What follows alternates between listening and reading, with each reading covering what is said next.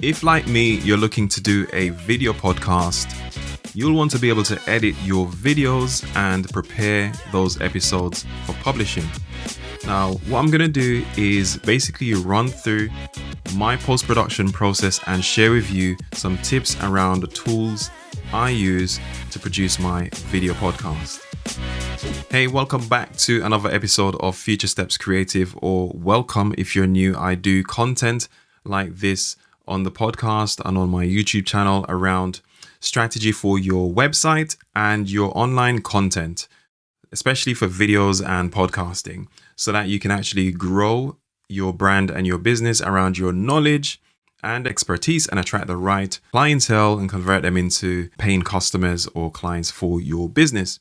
So in this episode, as I've said, I'm going to help you out by walking you through how to choose the best editing tool for your video podcast. And I'm talking about video editing tools here because I am a video first person. I think that videos is the way to go.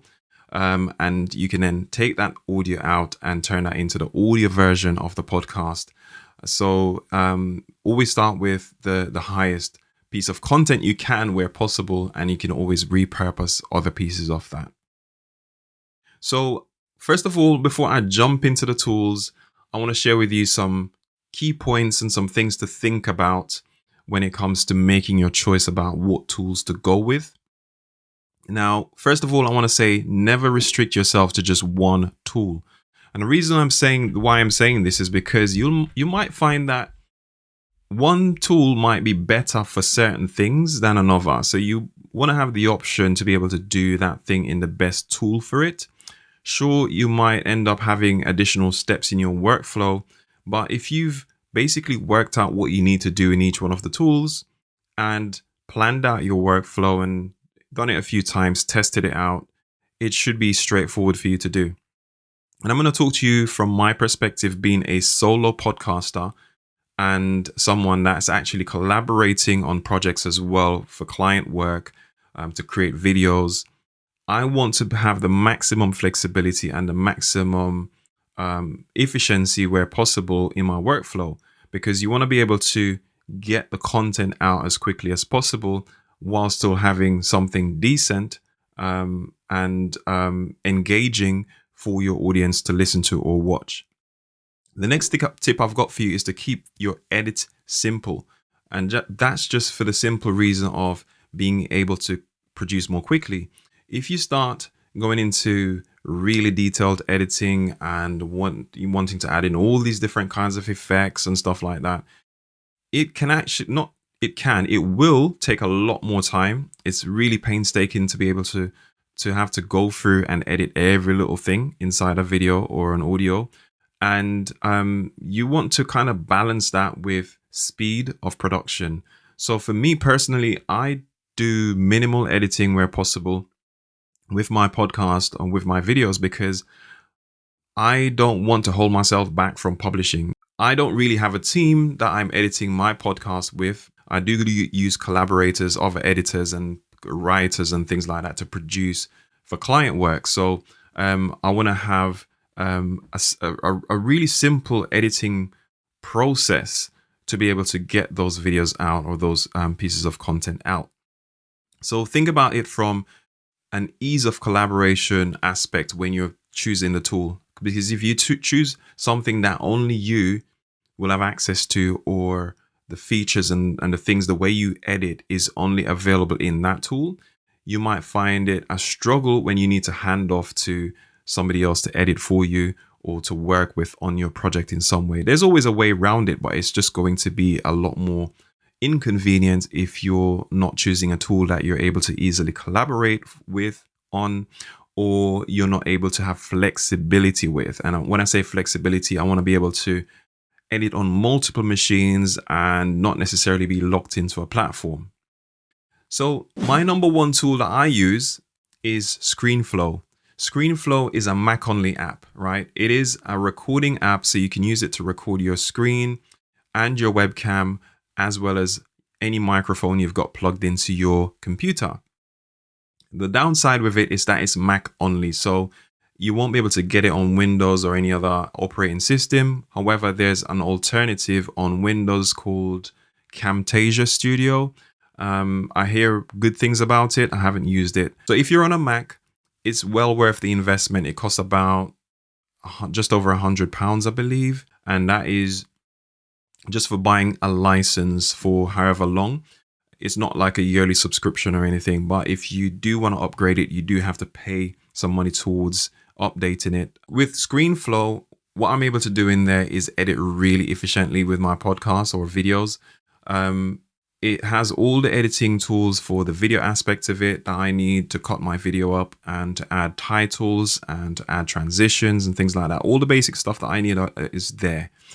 And it has easy audio editing capabilities as well. The features for adding leveling of your audio for compression and things like that. If you don't know what I'm talking about, I've done an episode about getting the best audio. Check out that episode. I will leave a link to it. So getting the best audio out of your videos and your podcast. Screenflow makes it a one-click thing, right?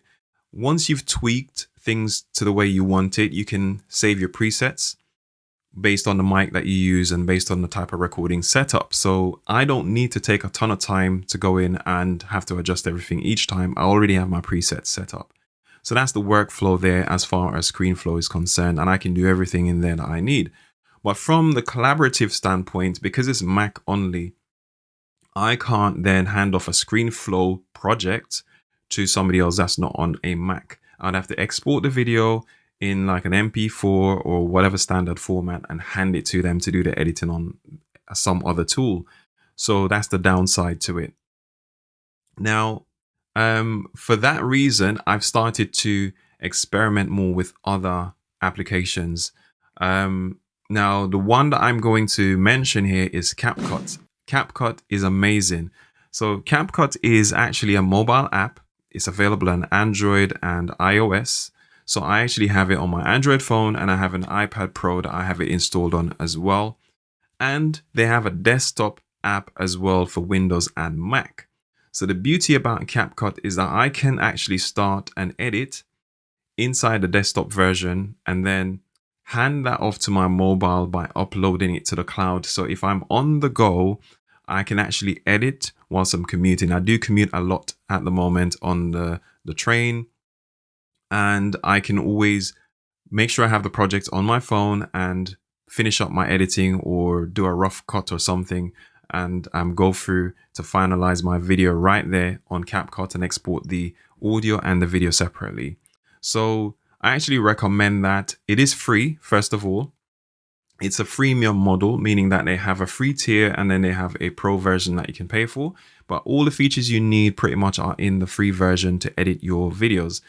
Provided your audio is recorded pretty pristine and you don't have a ton of background noise, or you don't have the audio too low or too, not like it's too much, it has too much fluctuations in it, I'm thinking to say, then you should be able to use the audio settings inside CapCut to just do your standard audio editing. But it doesn't have extensive tools at this moment in time that I'm filming this. It doesn't have much more than just having audio noise, background noise removal or something. So you can just click a button to remove the background noise, but you cannot control the levels of it or control any other parameter with the audio apart from volume.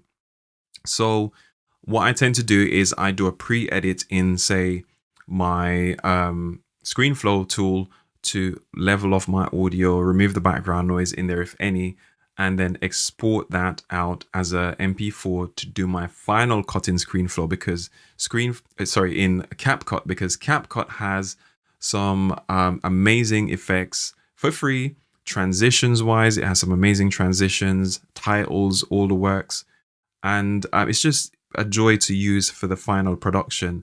But it's not as efficient to edit, to cut your video and stuff like that on the mobile. It's probably better off in the on the desktop app because you have a bigger screen, you have a keyboard to work with, etc. So that's my workflow at the moment. So from Screenflow to CapCut. Now I'm going to give an honorable mention to another tool that I've started to check out again. I did test it out some years back, but I just didn't settle with it. And this is DaVinci Resolve. The DaVinci Resolve is a full professional video editing tool that rivals Premiere Pro and Apple's Final Cut Pro, which I do have Final Cut Pro as well, but I hardly ever use it these days. The basic version, the free version, has everything in there, including a really great audio editing suite. It has the compressors in there, EQ, all that you could need for background noise removal. All of that is in there. So I am going to look into testing that out a lot more and look at maybe using that for collaborations with team members and so on. The only downside is that it's not available as a mobile app, but it's available across Windows, Mac, and Linux. So it's a great way to actually, if you're going to use a computer anyway, to just use that tool, and it has everything that you need in there. Another honorable mention that I'm going to make is to Descript, descript.com. Descript is an online or artificial intelligence based editor. You can download the software and install it on your computer, Mac or Windows. And I believe you can edit online in the cloud as well. I've literally just got it recently to test it out. There's a free version and there's a paid version. The key selling point of Descript is that you can edit your audio from a transcript. So it transcribes the audio for you. So you're looking at the text in the editor, and then you can delete words or hide things in the text, and it deletes it from the video. It's amazing. And you can then export the audio or the video. So if the way that I would use this is if I'm editing extensively for some client work and they need detailed editing of the dialogue, because some people might want to remove all the ums and all the little nuances in their speech. I don't really go into detail that much with my editing, but some people might want to do that. Descript makes it easier, because if you're not using something like that where you can highlight all the ums and all the filler words, you're going to have to manually go through and find those and listen back to the audio and do it. And that is so time consuming. Sometimes it's not worth it, to be honest with you, but Descript has made it easier by allowing you to identify that with a click of a button. It knows where the ums and the ahs are, or pauses in the video, gaps in, between what you're saying. And it can help you edit those out with just the click of a button. But you do have a timeline, a traditional timeline to edit in as well. And yeah, it's just a tool that I think that is really good, especially if you're going to be editing a lot of longer form content where you don't want to sit through everything to listen back to everything. You could just search for certain things in the transcript and just edit them out. So do check those out. I hope this makes sense to you, but the key thing is here to keep it simple.